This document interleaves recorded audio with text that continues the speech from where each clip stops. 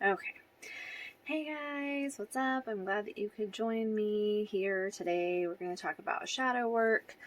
We're going to talk about what it is, how it can help you in your life, and how you can access it. Okay. So, if you've heard of shadow work before and you know what it is, or if you've just even heard the term, give me a thumbs up so that I know kind of who's heard of it and who hasn't. And we're going to be doing an activity later. So if you have a pen and paper that you can grab, that will come in handy. This will also be available for replay. So if you want to come back and do the activity later, you can do that too. So what is shadow? So I've heard shadow defined as everything that we can't see in ourselves. It can be that, but it isn't necessarily. So we may see the manifestations of shadow and not understand what they are. We might not understand what we're looking at. So shadow shows up in our lives as problems. So it's these problems, they show up again and again and again and over. And we can't understand why we keep running into the same problem. Like, what did I do to deserve this? This is not my fault. Why does this keep happening to me, right?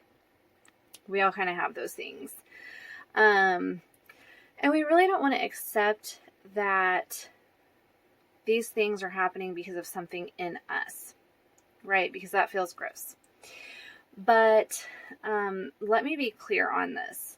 So I am saying that the recurring problems in our lives, the things that keep coming up over and over, most likely have something to do with us, okay? And that's shadow. But it does not mean that you are at fault, right? So fault is a big word, and it's not a fun word at all. Fault implies that you've done something wrong. You have done nothing wrong. And shadow has done nothing wrong. A shadow is not a misbehaving part of the self. So this does not mean that you're at fault when I say that it's something in you. It means that somewhere, some way along the line, you started believing something about yourself that allows space for these things to continually manifest in your life. So things like consistently attracting emotionally unavailable partners, or staying in a job that you hate, or money problems, things that come up over and over. Again, this is not something that's like one time it's happened to you. It's repeating things, okay? Things that you're seeing come up over and over again. So let's come back to the shadow is everything we can't see in ourselves. It's really more that these things are the things that we don't want to see in ourselves. Or I guess even more accurately, that we push them away from ourselves. And this is where our ego comes into play. Okay, so our egos work, they work against us here. And really, our egos are not inherently bad. The ego's main function is to protect us.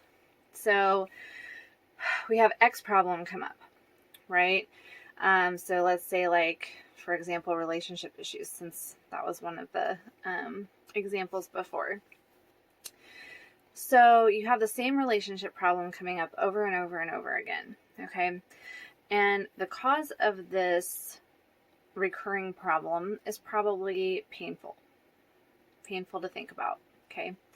It's likely traumatic for you. So ego is protecting. So ego protects us. Ego says, nope, not dealing with that. And we ignore the underlying cause completely. We just are like, no. So, but because we ignore the cause, we can't really fix the problem. We can't identify the reason that this is happening, and we can't then fix it. So the ego also protects you. The ego protects you from reliving the trauma that has embedded this underlying belief in you. but it also allows you to see yourself the way that you want to be seen. Okay? Because our identity is important, right? How we see ourselves, how others see us, it's important to us. And it's a little fragile. So that's actually what we're going to explore right now in identifying some of these shadow things. We're going to identify our perception. So let's see. So grab your pen and paper, and I want you to ask yourself this question and write some things down. Okay. So right now, how do you perceive yourself? How do you see yourself? So we'll take a couple of minutes for this. There are no wrong answers. So just a few words is fine. If you want to write a couple of statements, a long list is fine. Whatever you're comfortable with and whatever you want to do.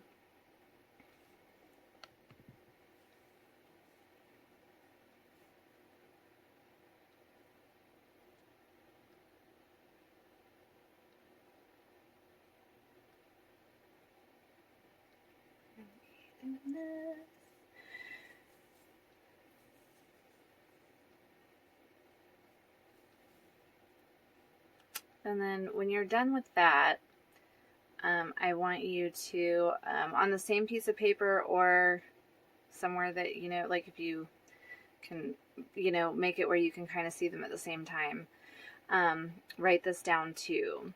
So how do you want others to perceive you? This is not about how you think others perceive you. How do you want others to perceive you?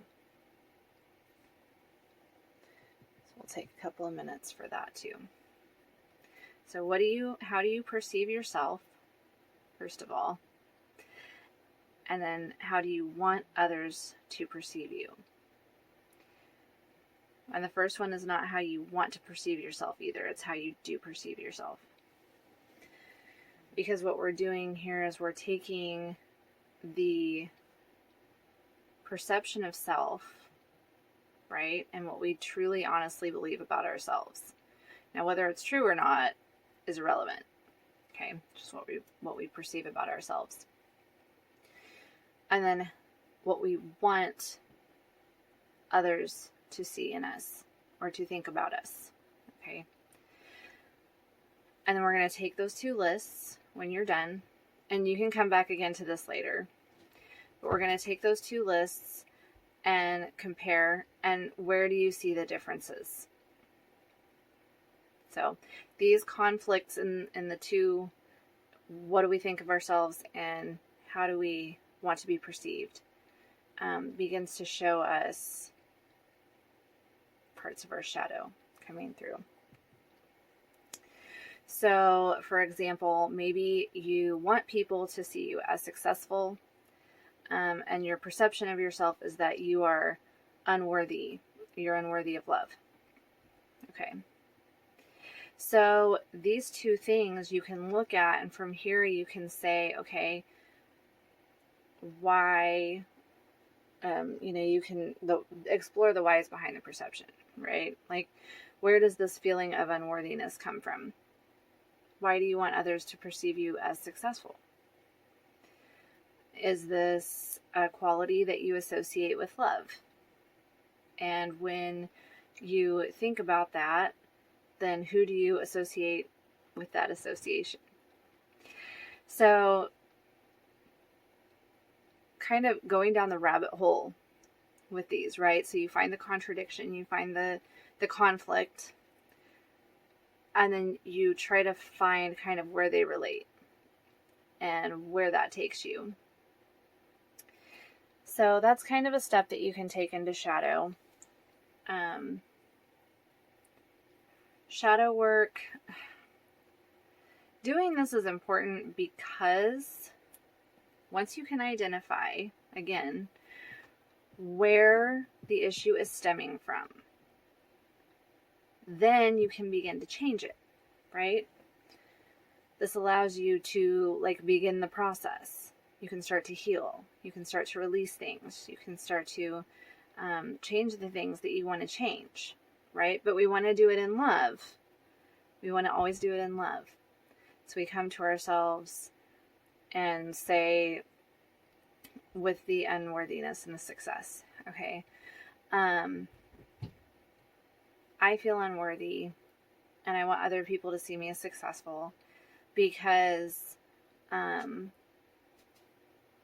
only time that I got praise as a child was when I got straight A's. Okay, so, and that praise came from my father. And my father was like the most important role model to me in the entire world. And so I'm constantly looking for that from other people because I didn't ever get to feel worthy for just being me. Like I had to be doing something, I had to be accomplishing, right? So I don't feel like I'm accomplishing the things that I need to accomplish. I don't feel like I'm worthy, but I do want to project that to others because I want others to love me. Okay. And I want others to love me because I wanted my dad to love me. And I felt like he didn't love me unless I had this qualifier. And then we can go back and do some inner child work with the child that still has not healed.